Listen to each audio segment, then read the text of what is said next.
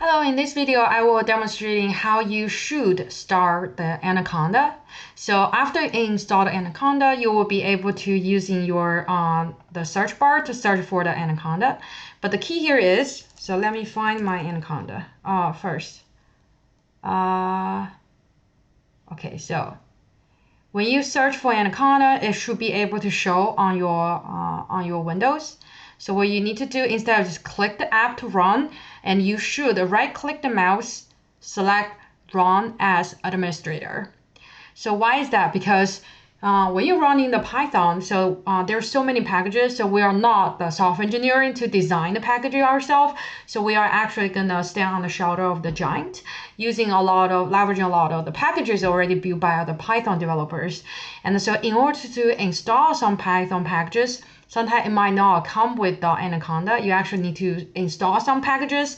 And so in order to allow you to install the packages, so basically you are messing up your computer, right? So you actually have to run as administrator.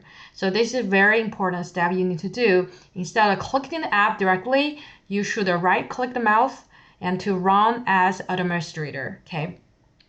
Okay, so after you select the run as administrator, and then you will be able to see, I'll remember later. So you will see this interface. So personally, I've been used the Spider before. So that's a software. It's just like a different kind of interface. So Spider, you actually will download a physical software to your computer. And then I usually use the Jupyter Lab. So Jupyter Lab versus Jupyter Notebook, they are very similar, but I do like Jupyter Lab more because you are kind of in more inclusive space for the Jupyter notebook, and also it's allow you to create an environment, etc. So I personally prefer JupyterLab. So therefore, for this video, I will record under the JupyterLab. So make sure you launch the JupyterLab in order to follow through this video to learn how to do the ARIMA model. And so for the notebook itself, it works. But when you're installing the packages, you actually need to go to your terminals on your own computer to install it. But when you do the Jupyter Lab, you're actually able to installing the packages through their terminal inside the Jupyter Lab. So personally, I do like Jupyter Lab more than the notebook. So please click launch. Okay, again, first run as an administrator and then click launch. Okay, so after you launch your Jupyter Notebook, so you actually will open a new tab in your browsers again. So you are now using the cloud computers. So if you look at here on my browser, here is local host. So basically I actually running this browser, but using my local computer. So that means if your computer doesn't have usually if you have a gaming computer, you will have very strong computing powers. But if you have a very cheap computer, have a small memory and very bad CPU, when you run a large data set, you will notice it takes a long time to run. But if you have a good if you have a gaming computer, so usually they have very strong computing power. So when you run a large data set, it will be relatively faster. So now you're going to ask how that feel when you work for the company. They give you a very expensive laptop. I did end up a very expensive laptop because my team, sometimes we work on a sensitive project. So we actually have to run on our local machine. But the other project we are working on, that's billions of data set. So what we did, we actually do cloud computing. So in that situation, instead of seeing this local, I actually will be able to see the website where's my host. So it's a little bit different. So for this exercise, we are using the local machine, okay, using my local machine. And then, so after you do that, as I sent you the two file, one is called time series analysis, the other one is meta, the CSV. So you want to so on the left hand side, you might not see anything like mine because I'm using my notebook very often. And on the left hand side, what you need to do is uploading those two files.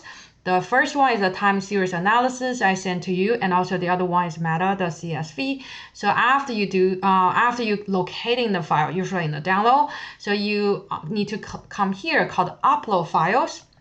So if you click upload file, you're able to upload the two files. So find where they are on your computer and upload them. Okay, so let me close it. So once you upload it, and then you will notice that you had the two file, time series, the other one is meta. So click time series. So then now you open a Jupyter notebook like this, and then you will be able to see a lot of comments. So when you be a good coder, you need to leave comment for your code so that other people can actually read it, right? So I do leave comment to the code. It's not because you guys are my students. When I do the demo for my team, I also put a comment in my code so that like now I left capital 1, so other people can still using my code because they can read through my code. So that's the second thing, how to launch the notebook I sent to you. And the third, as I mentioned, how about you want to install some new packages, right? So just in case the Anaconda not pre-installed, so you want to installing some new packages. Okay, so there is there is a syntax in order to install the packages. So for instance, let's see, we are do a scikit-learn, so that's for machine learning.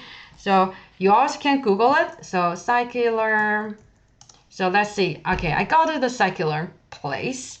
So let me do a classification model. I will use, let's see, no, install. Okay.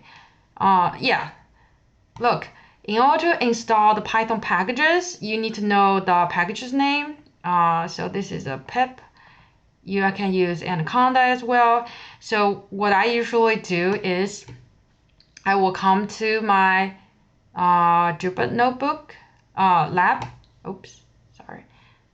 C.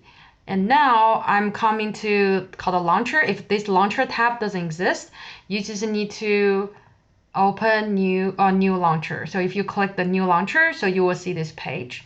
So like I said, if you use notebook, you need to find a terminal on your computers. But now you're use Jupyter Lab, so they already have this terminal. You can just click the terminal. So let's say I want to install a package called pandas. So I just say pip.